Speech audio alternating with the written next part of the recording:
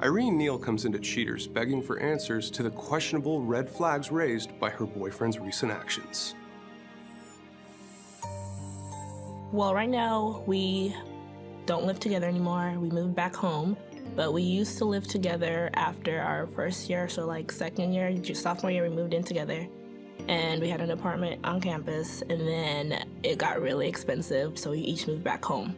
And so now that we have left apart, that's when I've noticed that we haven't really been connecting as much as we used to. I don't know if it's because the distance and we don't get to see each other every day like we used to, or like being around each other. But I think it really took a toll on our relationship. Kenneth Kilborn, age 22, a college student accused of taking other courses with another woman. After a quick meeting at headquarters, Cheaters deploys a team of investigators to stake out the home the suspect shares with his parents. After settling in for the night, Cheaters' private eyes spot their target as he leaves. Kilborn drives across town to another neighborhood. The suspect arrives at an unidentified residence. Cheaters watches as Kilborn walks to the front door. A short time later, the suspect emerges with his arm wrapped around an unknown female. The Cheaters mobile unit follows Kilborn and his date to a family entertainment center. Kilborn and his consort enter the building.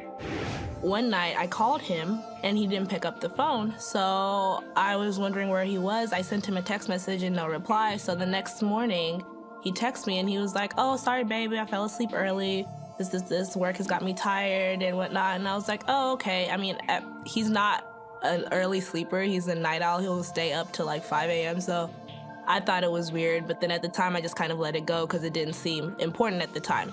And then later on that day, I'm talking to my friend, and then I'm talking with a group of friends, and one of the other girls was like, "Oh, I saw Kenneth out." And I'm just like, "Really?" And so when I brought it back up to his attention, he was like, "Oh, no, I don't know. I guess she's got confused about what I look like or who Kenneth is. Maybe there's like another Ken." And I was just like, at the time, it didn't make sense, and what he was saying was not making sense or adding up or sounding any type of logical. But there was nothing I could show him to be like, "Hey, that's not what's true." Kilborn and his companion spend some quality time among the games. The two eventually end up getting close in a photo booth.